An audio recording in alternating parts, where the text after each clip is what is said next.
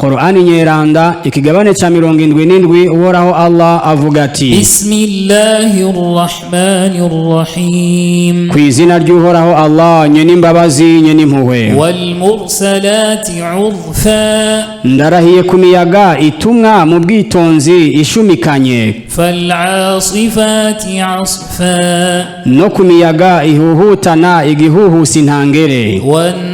nashirati nashra no kumiyaga ishwiragiza ibicu ugushwiragiza ku rugero falfariqati farqa maze ikabitatanya ukubitatanya kwijya nino falmulqiyati dhikra no kuba malaika bashikiriza ubuhanuzi abavugishwa n'Imana udhran aw nudhra kubwo gusenda ivyireguzo canke kuburira ntibazogire ngo ntibaronse ubuhanuzi innama tu'aduna lawaqi' mu byukuri ibi musezeranirwa ni ngombwa bizoshika fa idhan nujumu tumisat nuko rero igihe inyenyeri zizonyitswa n'umuco wazo wa idha as-samaa'u furijat nigihe amajuru azosaturwa wa idha al-jibalu nusifat nigihe imisozi izokurwaho igasyokogwa wa idha ar-rusulu uqitat nigihe intumwa zuhoraho Allah zizokwegeranywa umwanya ugeze kubwo gukubita intahe mu gahanga abantu bazo li ayyi yawmin ujjilat none nuhe munsi ico gihe cyo kwegeranywa kizoba li yawmil fasl ni ku munsi w'urubanza ruzotandukanya ababi n'abeza wama adraka ma yawmul fasl kandi nigiki kizokumenyesha uwari wo uwo munsi w'urubanza ruzotandukanya ababi n'abeza wailun yawma idhil lilmukaththibin kuri uwo munsi abagarariza uhoraho Allah bazobona ibara mu muriro alam nuhlikil awwalin mbega none ntabwo twatikije abo hambere hahise thumma nutbi'uhumul akhirin hanyuma tukabakurikiza ko abandi babakurikiye kadhalika naf'alu bil mujrimin mwene uko rero niko tubikora ku bayobe bose abakafiri wailun yawma idhil lilmukaththibin kuri uwo munsi abagarariza uhoraho Allah bazobona ibara mu muriro alam nakhluqukum min ma'in mahin mbega bene Adamu ntabwo twabaremye mu mazi asuzuguritse intanga faj'alnahu fi qararin makin maze ayo mazi tuyashira mu gitereko gitekanye ila qadarin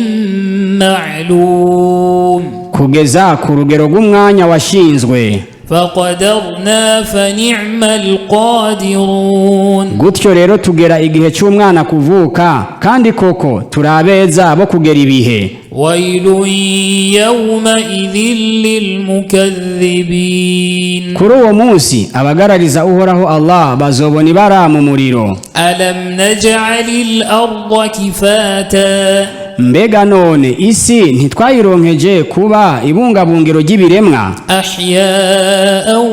wa amwata ibikiri bizima ku mugongo wayo ivyapfuye navyo mu nda yayo waja'alna fiha rawasiya shamikhatin wa asqaynakum ma'an furata kandi turonsa kuri yo imisozi miremire kandi tubanywesha amazi aryoshe y'umusarara wailun yawma idhil lilmukaththibin kuri uwo munsi abagarariza uhoraho Allah bazobona ibara mu muriro intaliqu ila ma kuntum bihi tukaththibun bazobwirwa ngo nimuhogi mugende muco mwahora mugarariza arico gihano intaliqu ila dhillin dhi thalathi shu'ab nimuhogi mugende mu gitutu cy'umuriro gifise ibihimba bitatu la dhalilin wala yughni min al-lahab ico gitutu ntabwo kibapfuka kandi ntabwo kibakingira imbeya z'umuriro innaha tarmi bishararin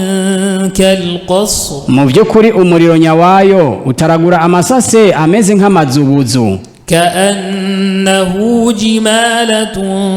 صفر nkaho womengo ni ingamiya z'umuhondo. ويل يومئذ للمكذبين kuri uwo munsi abagarariza uhoraho Allah bazobona ibara mu muriro. هذا يوم لا ينطقون ni umunsi atabwo baza kuvuga. ولا يؤذن لهم فيعتذرون kandi ntabwo barekurirwa ngo gutyo rero biregure. ويل يومئذ للمكذبين kuri uwo munsi abagarariza uhoraho Allah bazobona ibara mu muriro. هذا يوم الفصل جمعناكم والأولين abahakanyi bazobwirwa ngo ubu n'umunsi w'urubanza rutandukanya abeza n'ababi, twabakoranirije hamwe n'abo hambere babahakanyi. فإن كان لكم كيد فكيدون nuko rero nimwaba mufise umukenyuro wo kwikingira igihano canje, ngaho rero nimunkenyure maze turabe ko nanirwa kubahana. ويل يومئذ للمكذبين kuri uwo munsi abagarariza uhoraho Allah bazobona ibara mu muriro. إن المتقين في ظلال وعيون mu by'ukuri abihebeye uhoraho Allah abayisilamu bazoba bari mu bitutu ahari imigezi itemba ibinyobwa byiza. وفواكه مما يشتهون hamwe n'ivyamwa byo mu bwoko bwose bipfuza bakunda. كلوا واشربوا هنيئا بما كنتم تعملون bazobwirwa ngo nimufungure kandi nimunywe muhimbawe ku bwa bimwe mwahora mukora mushimisha uhoraho Allah. إنا كذلك نجزي المحسنين mwe nuko rero niko duhemba abanyaneza abayisilamu. ويل يومئذ للمكذبين kuri uwo munsi abagarariza uhoraho Allah bazobona ibara mu muriro. كلوا وتمتعوا قليلا إنكم مجرمون namwebwe bahakanyi nimurye kandi nimwidagadure gato ngaha ku isi, mu by'ukuri mwebwe murabayobe kandi akaga k'umuriro udahera karabarindiriye. ويل